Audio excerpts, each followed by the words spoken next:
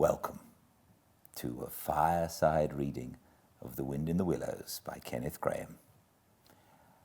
Chapter 9. Wayfarers All. The water rat was restless, and he did not exactly know why. To all appearance, the summer's pomp was still at fullest height, and although in the tilled acres green had given way to gold, though rowans were reddening and the woods were dashed here and there with a tawny fierceness, yet light and warmth and colour were still present in undiminished measure, clean of any chilly premonitions of the passing year. But the constant chorus of the orchards and hedges had shrunk to a casual evensong from a few yet unwearied performers. The robin was beginning to assert himself once more, and there was a feeling in the air of change and departure. The cuckoo, of course, had long been silent, but many other feathered friend, for months a part of the familiar landscape and its small society, was missing too, and it seemed that the ranks thinned steadily day by day. Rat, ever observant of all winged movement, saw that it was taking daily a southern tendency.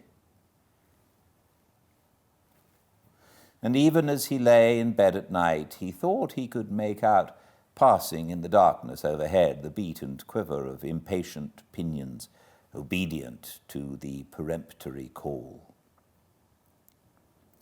Nature's grand hotel has its season, like the others. As the guests, one by one, pack, pay, and depart, and the seats at the table d'hôte shrink pitifully at each succeeding meal, as suites of rooms are closed, carpets taken up, and waiters sent away, those boarders who are staying on, en pension, until the next year's full reopening, cannot help being somewhat affected by all these fittings and farewells, this eager discussion of plans, routes, and fresh quarters, this daily shrinkage in the stream of comradeship. One gets unsettled, depressed, and inclined to be querulous. Why this craving for change? Why not stay on quietly here like us and be jolly? You don't know this hotel out of the season, and what fun we have among ourselves, we fellows who remain and see the whole interesting year out. All very true, no doubt, the others always reply. We quite envy you, and some other year perhaps, but just now we have engagements. And there's the bus at the door. Our time is up. So they depart with a smile and a nod, and we miss them and feel resentful. The rat was a self-sufficient sort of animal, rooted to the land, and whoever went, he stayed. Still, he could not help noticing what was in the air and feeling some of its influence in his bones. It was difficult to settle down to anything seriously with all this flitting going on. Leaving the waterside, where rushes stood thick and tall in a stream that was becoming sluggish and low, he wandered countrywards, crossed a field or two of pasturage already looking dusty and parched, and thrust into the great sea of wheat, yellow, wavy, and murmurous, full of quiet motion and small whisperings.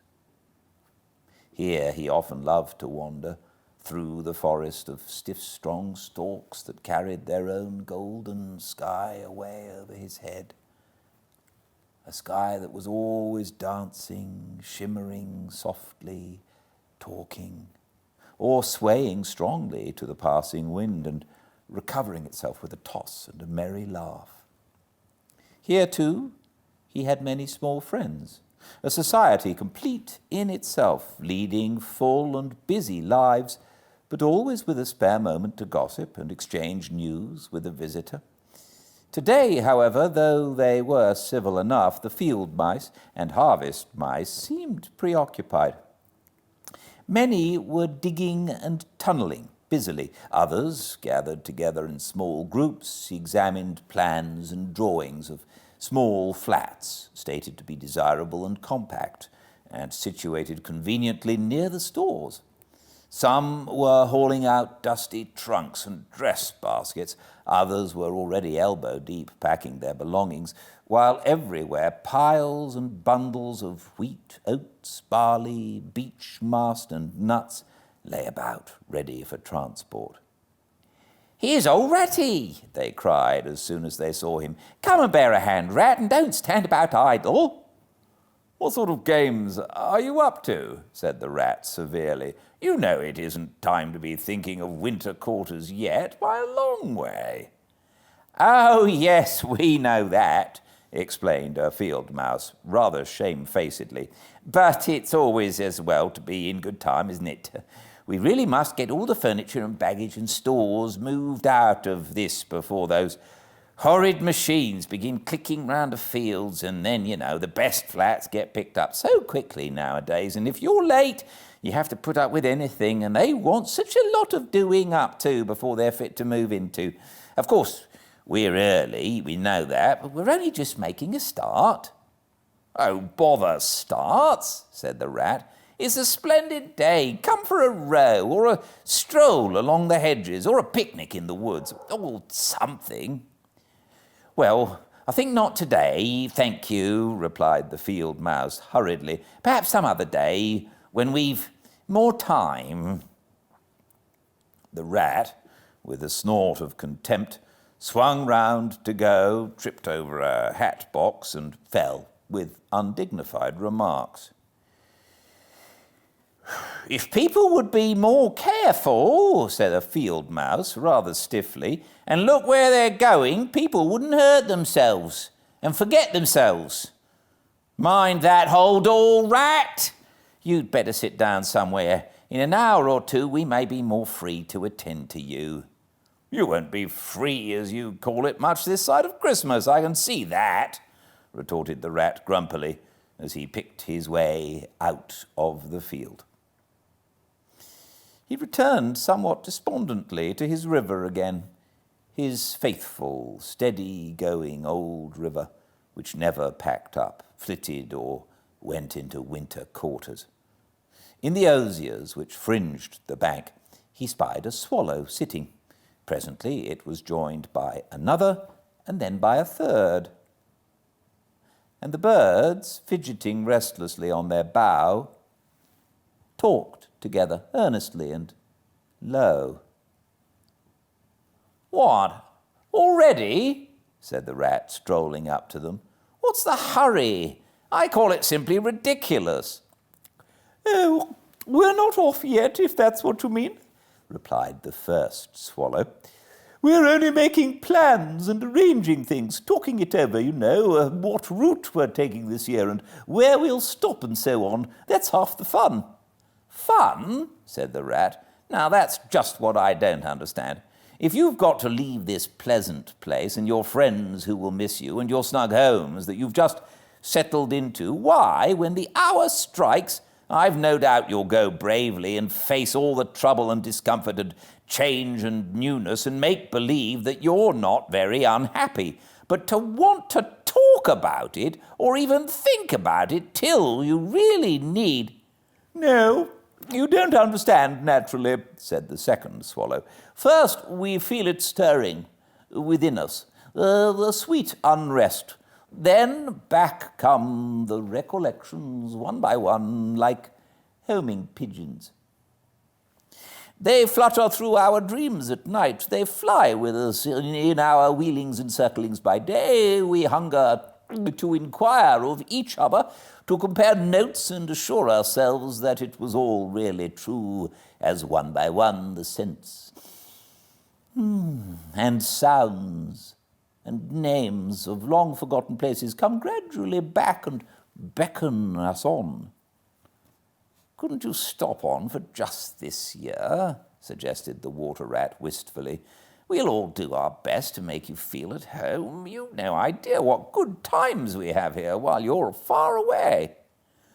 I tried stopping on 1 year, said the third swallow. I had grown so fond of the place that when the time came, I hung back and let the others go on without me. For a few weeks, it was all well enough, but afterwards, oh, the weary length of the nights, the shivering sunless days, the air so clammy and chill, and not an insect in an acre of it. No, it was no good. My courage broke down, and one cold, stormy night I took wing, flying well inland on account of the strong easterly gales. It was snowing hard as I beat through the passes of the great mountains, and I had a stiff fight to win through, but never shall I forget the blissful feeling of the hot sun against my back as I sped down to the lakes that lay so blue and placid below me, and the taste of my first fat insect. The past was like a bad dream. The future was all happy holiday as I moved southwards week by week, easily, lazily, lingering as long as I dared, but always heeding the call. No, I had my warning. Never again did I think of disobedience. Oh, yes, the call of the South, twittered the other two dreamily. Its songs, its hues, its radiant air. Oh, do you remember? And forgetting the rat, they slid into passionate reminiscence, while he listened, fascinated, and his heart burned within him. In himself, too, he knew that it was vibrating at last, that chord hitherto dormant and unsuspected. The mere chatter of these southern-bound birds, their pale and second-hand reports, had yet power to awaken this new wild sensation and thrill him through and through with it. What would one moment of the real thing work in him, one passionate touch of the real southern sun, one waft of the authentic odor? With closed eyes, he dared to dream a moment in full abandonment, and when he looked again, the river seemed steely and chill, the green fields grey and lightless. Then his loyal heart seemed to cry out on his weaker self for its treachery. "Why do you ever come back then at all?" he demanded of the swallows jealously. "What do you find to attract you in this poor, drab little country?" "And do you think," said the first swallow, "that the other call is not for us too, in its due season? The call of lush meadow grass, wet orchards, warm, insect-haunted ponds, of browsing cattle, of haymaking, and all the farm buildings clustering round the house of the perfect eaves. Do you suppose," asked the second one, "that you are the only living thing that craves with a hungry longing to hear the cuckoo's note again?" "In due time," said the third, "we shall be homesick once more for quiet water lilies swaying on the surface of an English stream. But today all that seems pale and thin and very far away. Just now our blood dances to other music." They fell a twittering among themselves once more, and this time their intoxicating babble was of violet seas, tawny sands, and lizard-haunted walls. Restlessly the rat wandered off once more, climbed the slope that rose gently from the north bank of the river, and lay looking out towards the great ring of downs that barred his vision further southwards. His simple horizon hitherto, his mountains of the moon, his limit behind which lay nothing he had cared to see or to know. Today, to him gazing south with a newborn need stirring in his heart, the clear sky over their long, low outlines seemed to pulsate with promise. Today, the unseen was everything, the unknown, the only real fact of life.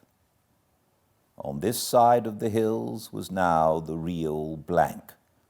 On the other lay the crowded and coloured panorama that his inner eye was seeing so clearly.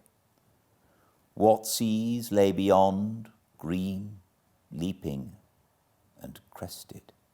What sun-bathed coasts along which the white villas glittered against the olive woods? What quiet harbours thronged with gallant shipping, bound for purple islands of wine and spice, islands set low in languorous waters? He rose and descended riverwards once more, then changed his mind and sought the side of the dusty lane. There, lying half buried in the thick, cool under-hedge tangle that bordered it, he could muse on the metalled road and all the wondrous world that it led to, on all the wayfarers, too, that might have trodden it, and the fortunes and adventures they had gone to seek or found unseeking out there, beyond.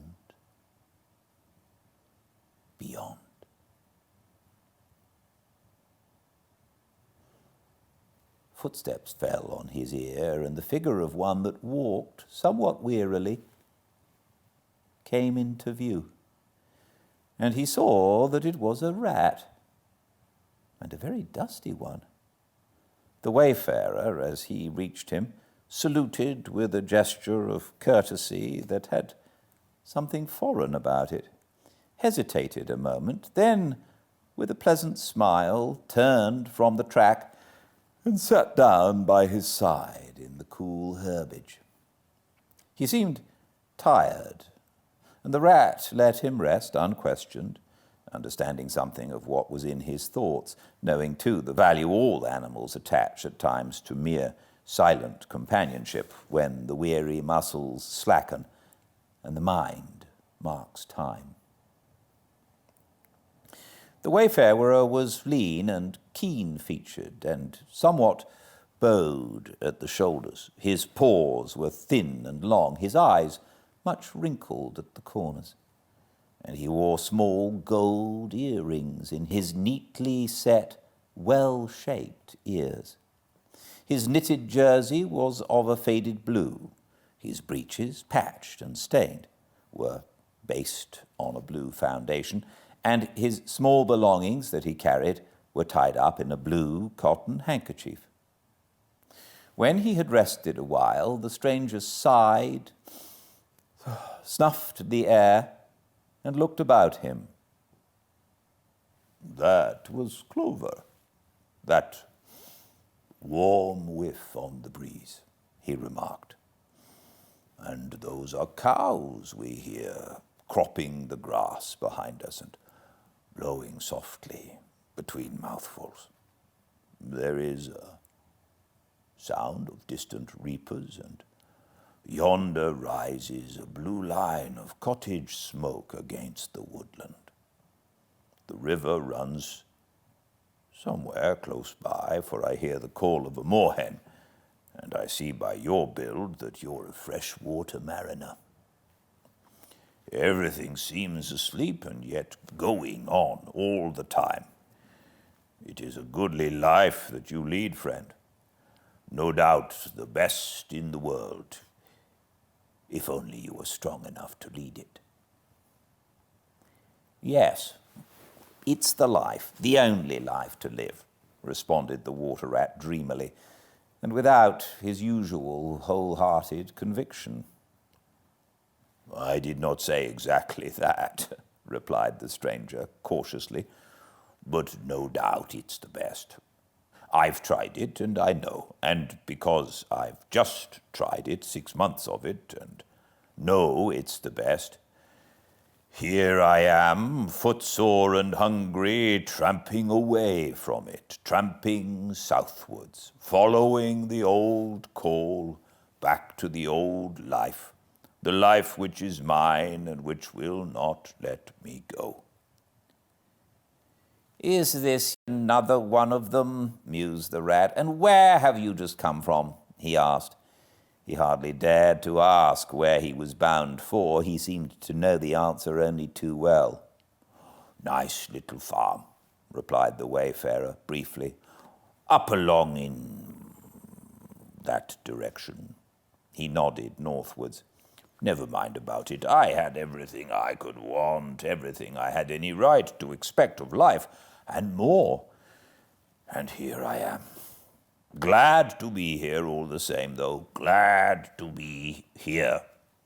So many miles further on the road, so many hours nearer to my heart's desire.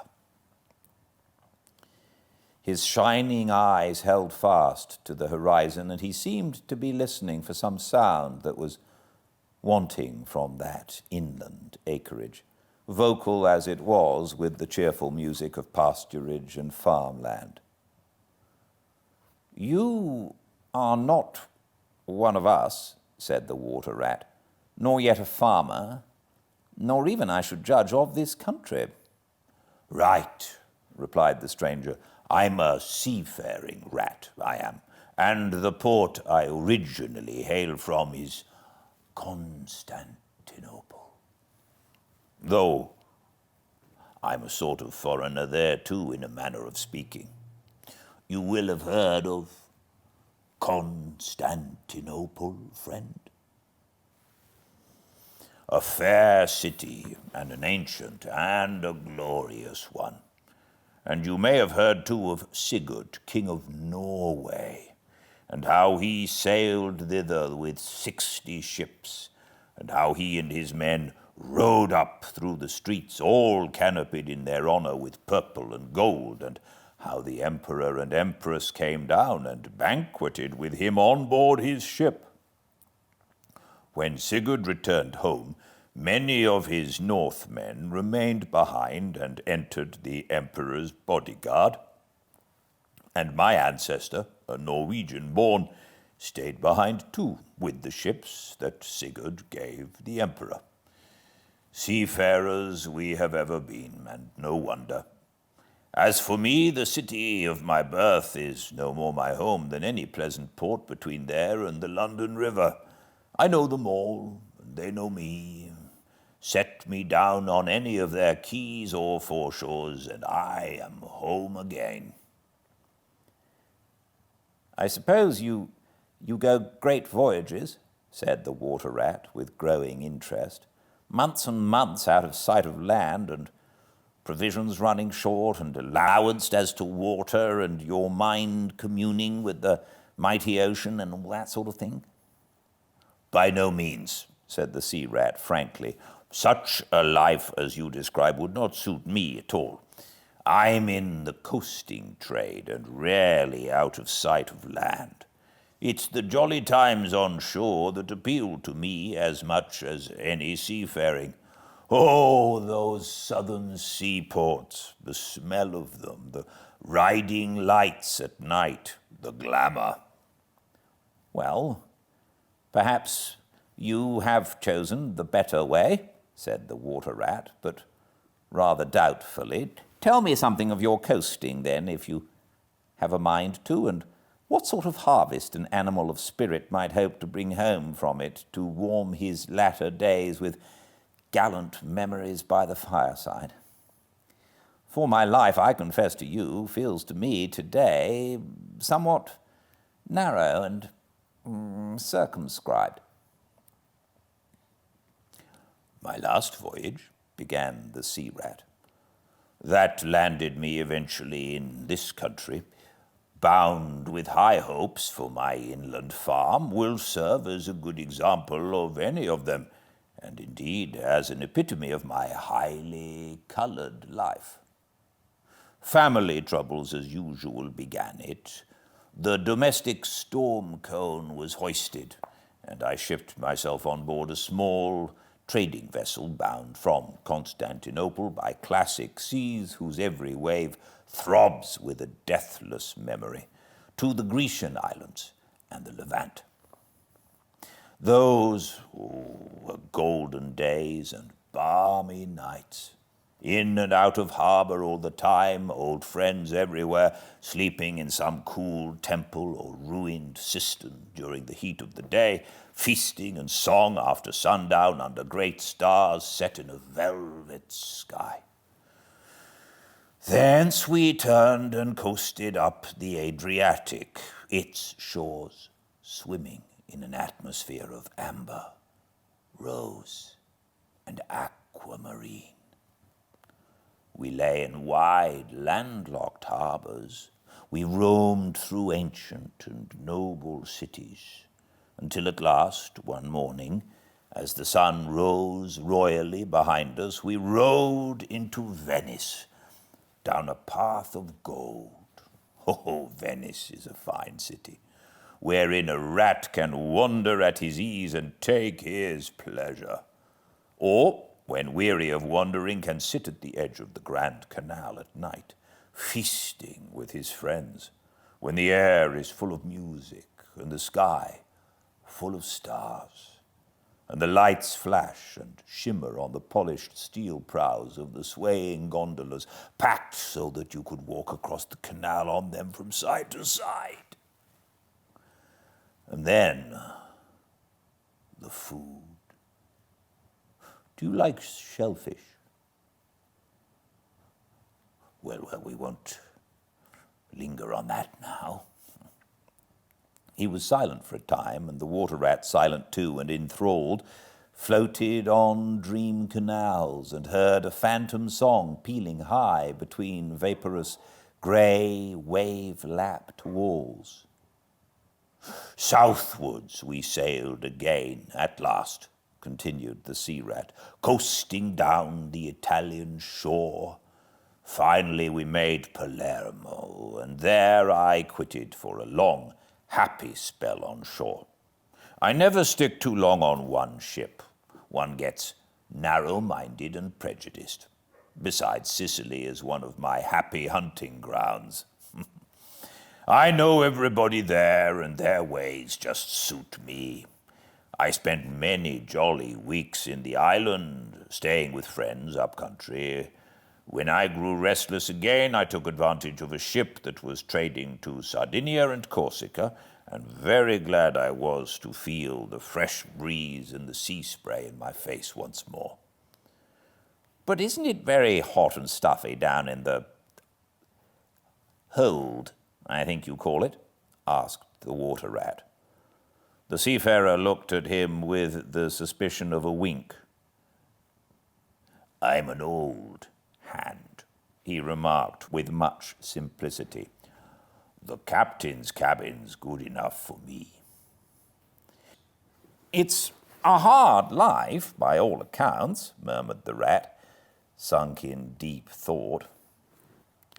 For the crew it is, replied the seafarer gravely, again with the ghost of a wink. From Corsica, he went on, I made use of a ship that was taking wine to the mainland. We made a Lazio in the evening, lay to, hauled up our wine casks, and hove them overboard, tied one to the other by a long line. Then the crew took to the boats and rowed shorewards, singing as they went and drawing after them the long, bobbing procession of casks like a mile of porpoises. On the sands they had horses waiting, which dragged the casks up the steep street of the little town with a fine rush and clatter and scramble. When the last cask was in, we went and refreshed and rested and sat late into the night, drinking with our friends, and next morning I took to the great olive woods for a spell and a rest. For now I had done with islands for a time, and ports and shipping were plentiful, so I led a lazy life among the peasants, lying and watching them work, or stretched high on the hillside with the blue Mediterranean far below me. And so at length, by easy stages, and partly on foot, partly by sea, to Marseille, and the meeting of old shipmates, and the visiting of great ocean-bound vessels, and feasting once more. Talk of shellfish! Why, sometimes I dream of the shellfish of Marseille and wake up crying. That reminds me, said the polite water rat. You happened to mention that you were hungry, and I ought to have spoken earlier. Of course, you will stop and take your midday meal with me. My hole is close by. It is some time past noon, and you are very welcome to whatever there is. Now I call that kind and brotherly of you, said the sea rat. I was indeed hungry when I sat down, and ever since I inadvertently happened to mention shellfish, my pangs have been extreme. But couldn't you fetch it along out here? I am none too fond of going under hatches, unless I'm obliged to, and then, while we eat, I could tell you more concerning my voyages and the pleasant life I lead. At least it is very pleasant to me, and by your attention I judge it commends itself to you. Whereas if we go indoors, it is 100 to 1 that I shall presently fall asleep. That is indeed an excellent suggestion, said the water rat, and hurried off home. There he got out the luncheon basket and packed a simple meal in which, remembering the stranger's origin and preferences, he took care to include a yard of long French bread, a sausage out of which the garlic sang, some cheese which lay down and cried, and a long-necked straw-covered flask wherein lay bottled sunshine shed and garnered on far southern slopes. Thus laden, he returned with all speed and blushed for pleasure at the old seaman's commendations of his taste and judgment, as together they unpacked the basket and laid out the contents on the grass by the roadside. The sea rat, as soon as his hunger was somewhat assuaged, continued the history of his latest voyage, conducting his simple hearer from port to port of Spain, landing him at Lisbon, Oporto, and Bordeaux, introducing him to the pleasant harbours of Cornwall and Devon, and so up the channel to that final quayside, where landing after winds long contrary, storm-driven and weather-beaten, he had caught the first magical hints and heraldings of another spring, and fired by these had sped on a long tramp inland, hungry for the experiment of life on some quiet farmstead, very far from the weary beating of any sea.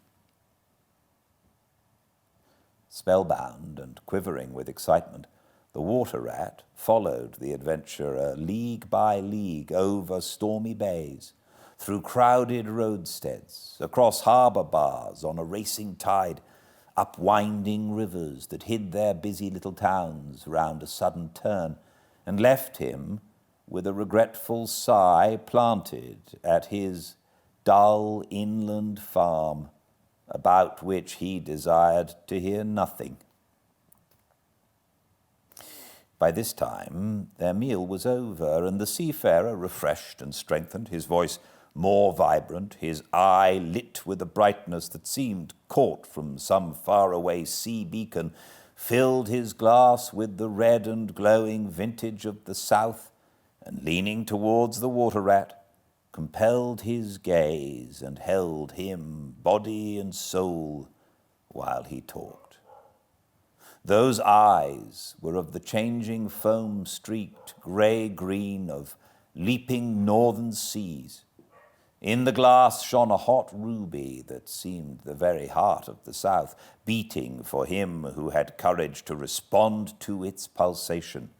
The twin lights, the shifting grey and the steadfast red, mastered the water rat and held him bound, fascinated, powerless. The quiet world outside their rays receded far away and ceased to be, and the talk, the wonderful talk, flowed on.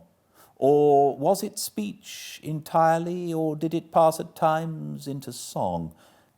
Chanty of the sailors weighing the dripping anchor, sonorous hum of the shrouds in a tearing nor'easter, ballad of the fisherman hauling his nets at sundown against an apricot sky, chords of guitar and mandolin from gondola or kite.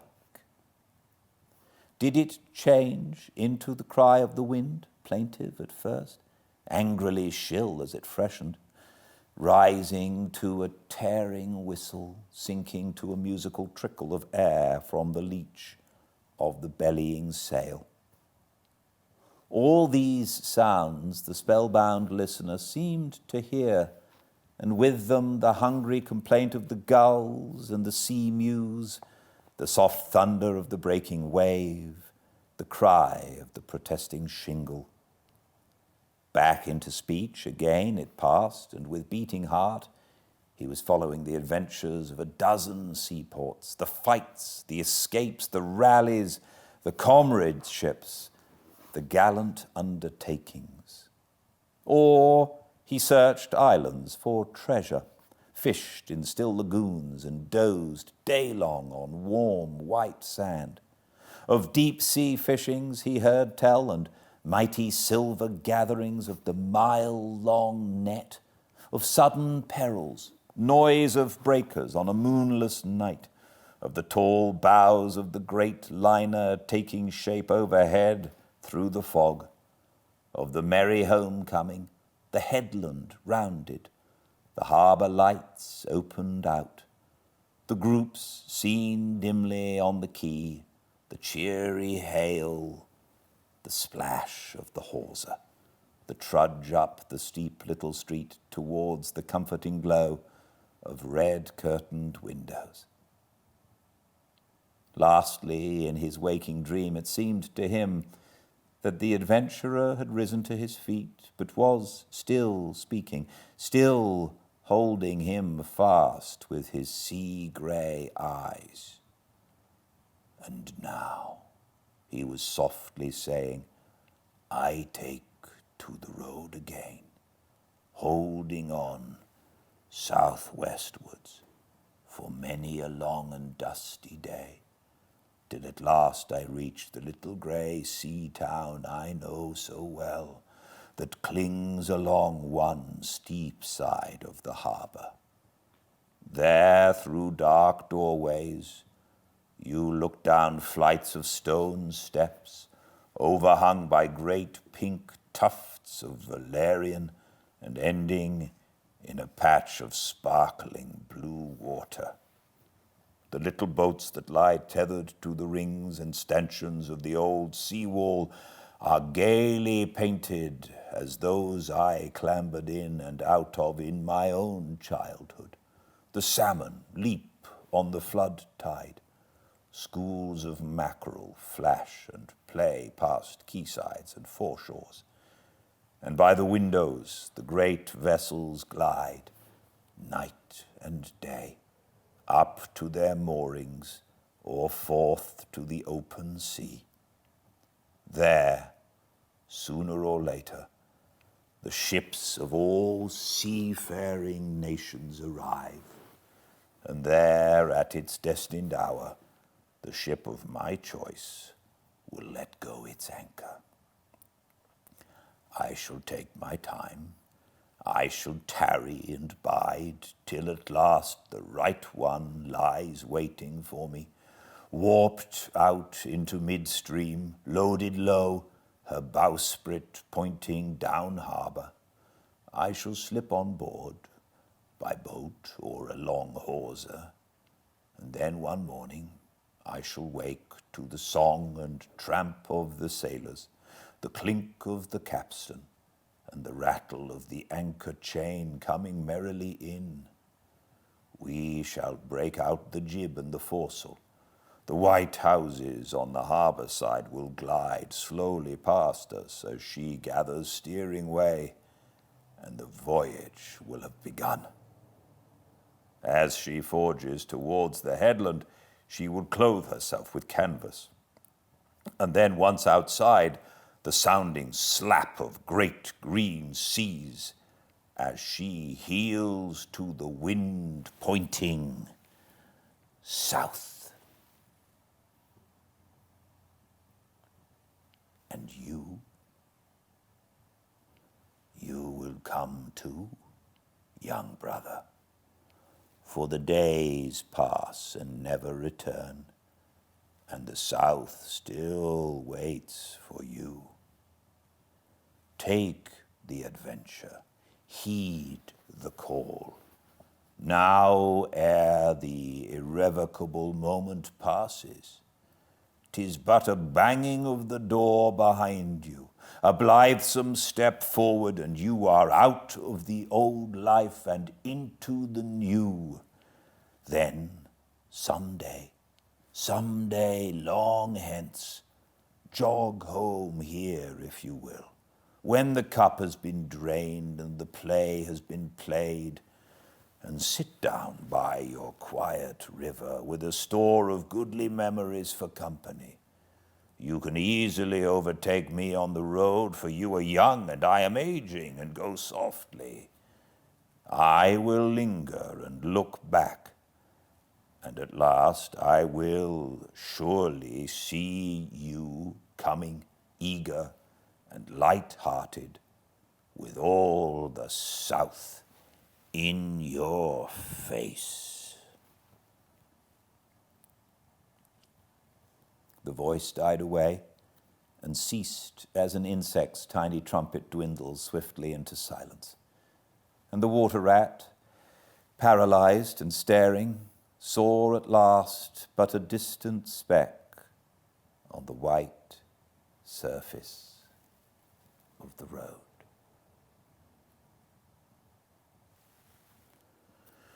Mechanically, he rose and proceeded to repack the luncheon basket carefully and without haste. Mechanically, he returned home, gathered together a few small necessaries and special treasures he was fond of, and put them in a satchel, acting with slow deliberation, moving about the room like a sleepwalker, listening ever with parted lips. He swung the satchel over his shoulder, carefully selected a stout stick for his wayfaring, and with no haste, but with no hesitation at all, he stepped across the threshold, just as the mole appeared at the door. "Why, where are you off to, Ratty?"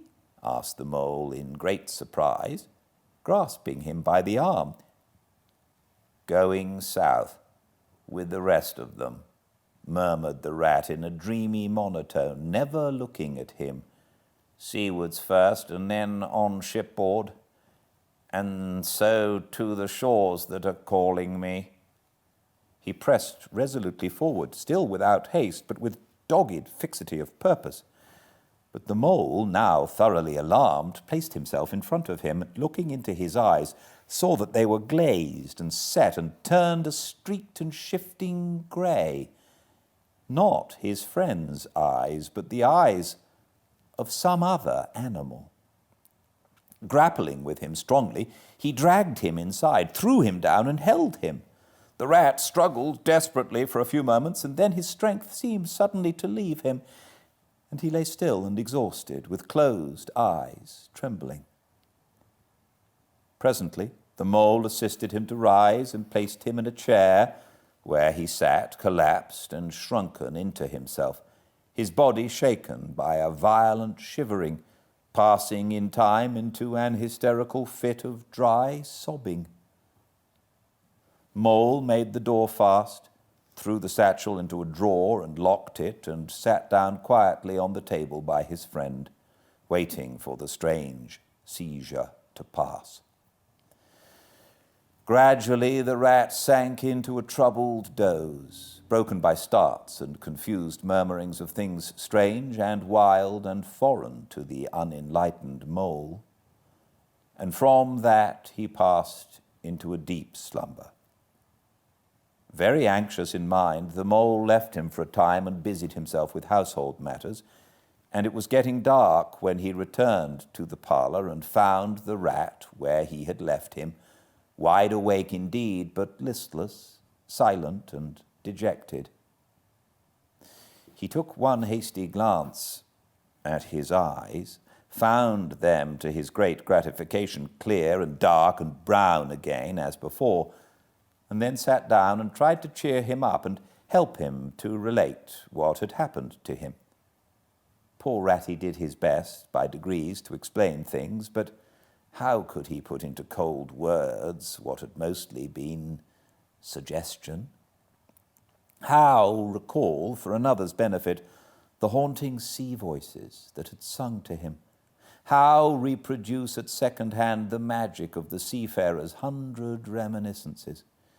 Even to himself, now the spell was broken and the glamour gone, he found it difficult to account for what had seemed some hours ago the inevitable and only thing.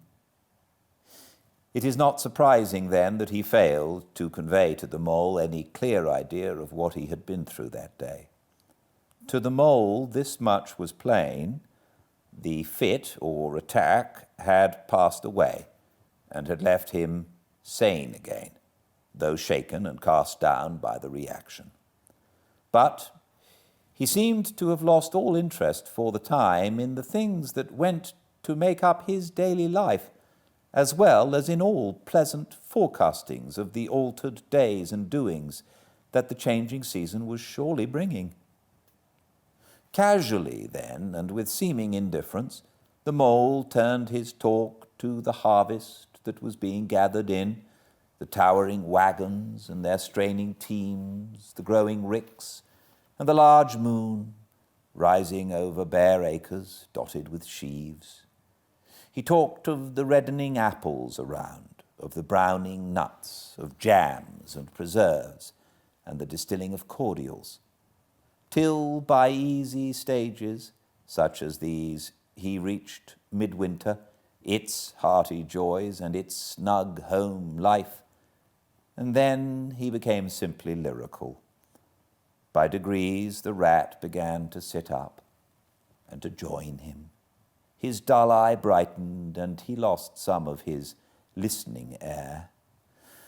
Presently, the tactful mole slipped away and returned with a pencil and a few half-sheets of paper, which he placed on the table at his friend's elbow.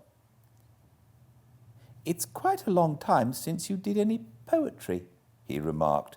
"You might have a try at it this evening instead of, brooding over things so much.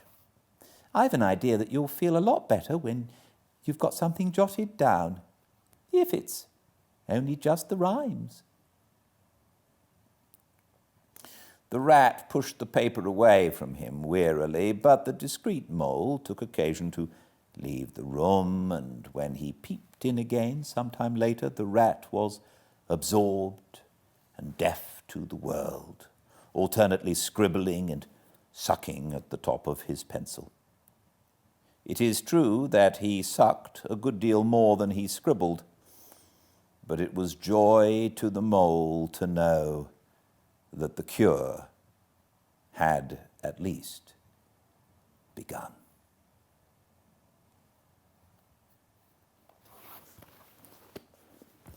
Thank you so much for joining me. I very much look forward to seeing you again tomorrow, same time and place. We have 3 more chapters of this book, and then on Monday we're starting reading Wuthering Heights, and on Sunday evening I'll upload to the YouTube channel a conversation I'm going to have with someone who knows a lot about Wuthering Heights, and it'll be able to point us in the right direction as to what we should be listening for. But until tomorrow, I hope you stay very well. I very much look forward to seeing you soon. Good night.